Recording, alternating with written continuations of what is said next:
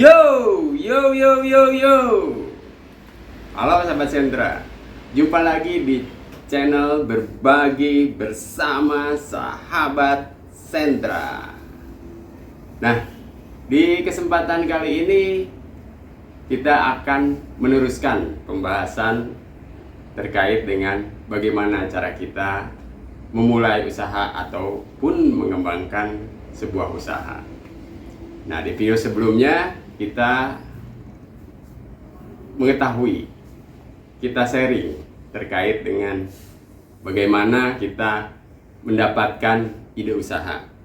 Nah, di video sebelumnya kita bahas bahwa ide usaha bisa kita mulai dari apa keterampilan yang kita miliki, apa mitra atau jejaring atau teman yang kita punya, kita sharing-sharing terkait dengan apa peluang yang ada yang bisa dieksekusi.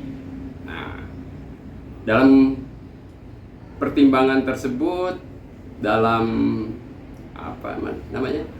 dalam sharing tersebut, tentunya ide tersebut jika tidak mempunyai keterampilan, maka kita seharusnya kita mencari kebutuhan apa yang kita perlukan untuk meningkatkan keterampilan untuk memulai usaha tersebut. Nah, itu.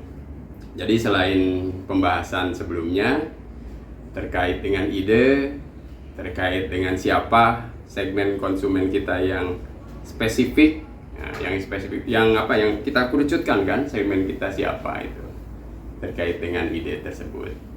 Nah, lalu bagaimana agar kita mempunyai nilai tambah produk kita yang tidak dimiliki oleh pesaing kita. Nah, itu di pembahasan sebelumnya. Nah, sekarang bagaimana agar produk ataupun jasa yang kita rencanakan itu bisa sampai informasinya kepada calon pelanggan kita, calon konsumen kita. Nah, bagaimana agar informasi tersebut, ada banyak hal teman-teman yang bisa kita lakukan. Apakah dimulai dari mulut ke mulut terkait dengan produk ataupun jasa yang nanti akan kita eksekusi. Nah, dimulai dari mulut ke mulut, dimulai dari sanak saudara, adik kakak kita. Kalau terkait dengan produk, kita coba mereka apa kira-kira kelebihan dan apa kekurangan dari produk kita ataupun jasa kita. Nah, itu nanti selebihnya seiring waktu kita ada perubahan yang mesti kita lakukan. Nah, jadi informasi apa yang bisa sampai kepada calon konsumen kita.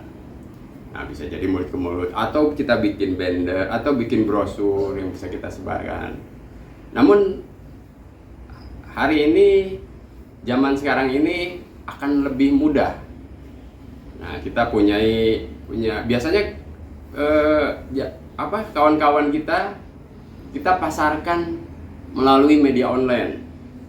Apakah itu marketplace ataukah itu sosial media, sehingga orang-orang mengetahui apa yang kita jual, produk apa, jasa apa yang kita jual. Ada banyak media sosial. Nah, nanti coba teman-teman rencanakan kepada siapa segmennya, karena setiap segmen beda-beda pemakaiannya. Apakah itu sosial media A, sosial media B, sosial media C. Nah, itu beda-beda. Nah, tentukan arahnya. Seperti apa promosi yang akan kita lakukan. Nah, buat hal yang menarik yang bisa konsumen kita menginginkan memakai produk atau jasa kita. Nah, setelah kita mengetahui nih informasi yang kita berikan kepada calon konsumen, caranya itu baik online maupun offline. Nah, nanti kita pikirkan, kita rencanakan, kita buat rencana bagaimana agar konsumen kita memakai terus, berulang membeli produk kita atau jasa kita. Nah, teman-teman rencanakan bagaimana kira-kira caranya. Nah, bisa jadi ini bisa diterapkan. Apa yang hal perlu dipikirkan, kita rencanakan. Nah, simpel aja. Biasanya itu, umumnya itu bagaimana agar konsumen kita puas. Nah, balik lagi, bagaimana caranya agar puas? Tentunya yang pertama adalah pelayanan. Bagaimana nanti sahabat sentra bisa memberikan pelayanan yang terbaik. Nah, dimulai dengan sikap. Bagaimana sikap kita bisa membuat nyaman konsumen kita. Ramah, senyum, memberikan alternatif solusi bagi konsumen kita yang membutuhkan. Nah, setelah itu bagaimana cara kita menjaga terus, lakukan. Selain pelayanan, ada hal lain nggak yang bisa kita gali? Apakah dengan cara memberikan voucher atau diskon atau hal-hal simpel lah. Ucapkan selamat ulang tahun agar konsumen kita itu bisa membangun emosi antara kita dan konsumen kita. Nah, itu teman-teman sekalian. Jadi bagaimana kita merencanakan. Nah, selebihnya nanti kita rencanakan kira-kira di dalam bisnis kita yang menunjang apa yang mesti kita penuhi. Nah, apakah itu terkait produk? Produk, kalau kita bikin produk, tentunya kita membutuhkan peralatan, bahan. Nah, itu coba teman-teman jabarkan. Buat daftar apa saja, berapa daftar apa saja, dan berapa harganya. Kalau sekiranya kawan-kawan sahabat sentra itu belum mempunyai barang-barang tersebut, nah, kita maksimalkan di apa yang kita punya, kita maksimalkan. Nah, setelah itu, setelah kita mengetahui apa saja yang mesti kita butuhkan di bisnis kita nanti ke depannya, baru kita tentukan. Nah, ini apa saja kegiatan-kegiatan yang paling penting di bisnis kita. Nah, karena itu akan menjaga pola pekerjaan kita agar lebih mudah. Nah, siapa yang melakukan promosi, siapa yang membuat produk atau melayani jasa kita. Nah, kalau kita sendiri semuanya kita tentukan kapan waktunya promosi yang paling tepat, kapan produksi yang sekiranya efektif atau efisien, yang tidak mengganggu terkait dengan pekerjaan-pekerjaan lain. Nah, itu kegiatan. Dan tentukan juga sahabat sentra, siapa yang orang-orang yang bisa mendukung di bisnis kita. Nah, dengan kita merencanakan siapa orang-orang yang akan mendukung di bisnis kita, tentunya kita akan lebih mudah untuk nanti mengeksekusi usaha kita. Nah, siapa si A, si B, pokoknya orang-orang yang mendukung, atau lembaga atau organisasi yang mendukung terkait dengan kebutuhan di bisnis kita. Nah, setelah itu nanti teman-teman sahabat sentra tentunya jangan sampai bisnis kita itu kan tekor. Bisnis kita itu, jual kita itu malah di bawah harga produksi kita. Nah, nanti tentukan bagaimana kita membuat harga modal. Nah, jadi biaya-biaya yang dikeluarkan itu tentukan, sebutkan berapa nilainya. Nah, setelah semuanya ditambahkan, diglobalkan, baru kita bagi. Nah, dengan bahan-bahan baku, nah ini contoh kalau bahan baku atau produk jadi. Dengan kita mengglobalkan, menjumlahkan semua biaya-biaya yang dikeluarkan, baik bahan baku atau ada upah, nah, kita masukkan, atau ada biaya listrik, nah kita masukkan.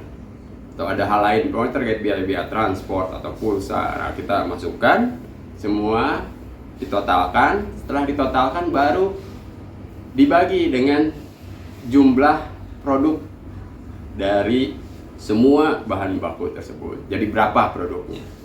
Nah, contohnya misalkan dari semua jumlah itu diketahui bahwa jumlah total biaya-biaya yang dikeluarkan sebesar 100.000. Ini contoh. Nah, kita mendapatkan produk 10. Nah, 10 biji dari semua yang kita keluarkan. Nah, itu dibagi sehingga mendapatkan angka 10.000. Nah, itu modalnya 10.000. Nah, selain modal, kita tentukan modal berapa yang kira-kira nanti akan kita jual. Tentunya dengan kita mempertimbangkan konsumen kita, daya beli konsumen kita yang telah kita targetkan. Nah, seharusnya idealnya kita di atas dari HPP, karena itu tidak akan tidak rugi kita menjualnya. Jadi di atas HPP dan konsumen, target konsumen kita, daya beli konsumen kita.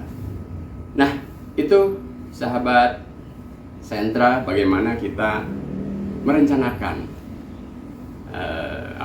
usaha kita agar usaha kita itu terarah, tertata, sehingga kita tidak bingung apa yang mesti kita lakukan, apa yang mesti kita lakukan. Nah, nanti setelah hasil dari apa yang kita praktekkan, kita evaluasi, kita perbaiki kembali. Nah, ini kan hanya sebatas rencana. Toh nanti pada saat perjalanan ada hal-hal apa saja yang menjadi bahan evaluasi di bisnis kita.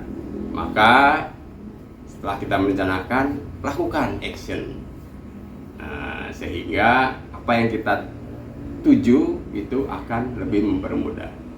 Yang pasti apa yang kita rencanakan itu selalu bertuju pada tujuan kita. Nah, sehingga membuat kita lebih terarah, lebih semangat untuk mencapai tujuan tersebut. Tentunya dengan terus tekun belajar apapun yang kita geluti.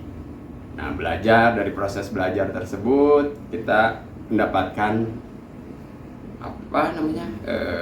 kejadian-kejadian atau pengalaman-pengalaman yang menjadi modal kita ke depan agar lebih kuat, lebih kita merencanakan lebih matang dan lain banyak halnya. Nah, itu sahabat sentra, di kesempatan kali ini semoga menambah pengetahuan kita, menjadi bahan inspirasi kita, sehingga apa yang kita ciptakan, apa yang akan kita tuju lebih mudah, lebih terarah. Sampai jumpa di video yang akan datang. Pokoknya jangan lupa like and share, like and subscribe. Tetap semangat. Yo, semangat. Wujudkan mimpimu, raih prestasimu. Semangat.